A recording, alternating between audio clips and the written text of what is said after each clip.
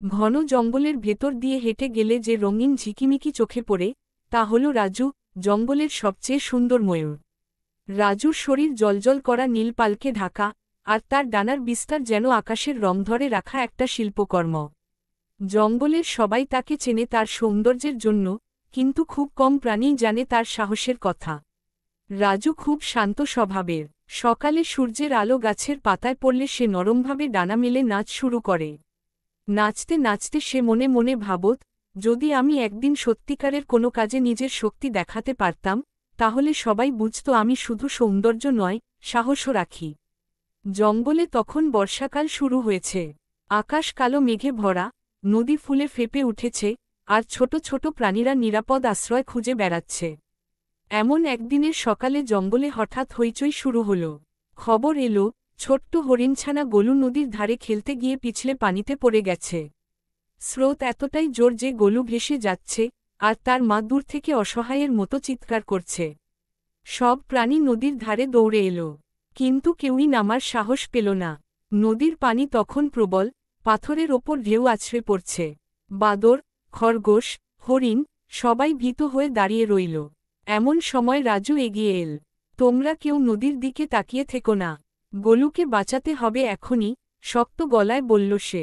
প্রাণীরা বিস্ময় তাকিয়ে রইল, কারণ রাজুকে তারা কখনো এত দৃঢ়ভাবে কথা বলতে দেখেনি। রাজু জানত, সে উড়তে পারে না অনেক দূর, কিন্তু তার ডানাগুলো ছিল শক্ত এবং লম্বা।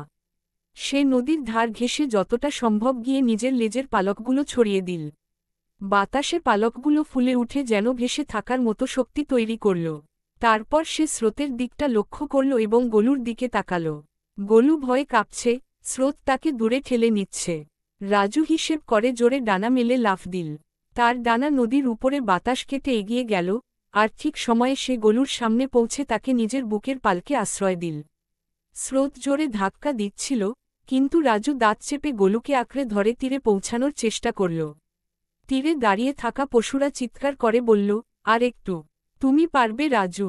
প্রবল স্রোতের বিরুদ্ধে লড়ে রাজু অবশেষে তীরে পৌঁছাল।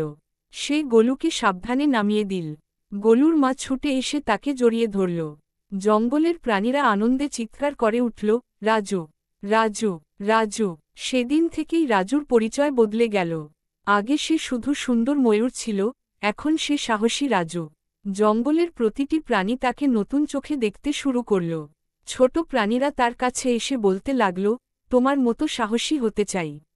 কেউ কেউ বলল, তোমার ডানার মতো আমরাও একদিন শক্ত হব। সন্ধ্যায় যখন আকাশে রঙিন আলো পড়ল, রাজু আবার নাচল।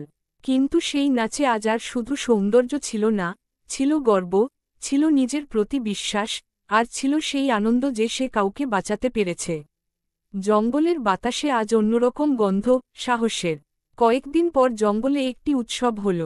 প্রাণীরা সিদ্ধান্ত নিল, রাজুকে জঙ্গলের সাহসী বন্ধু নামে সম্মান দেওয়া হবে।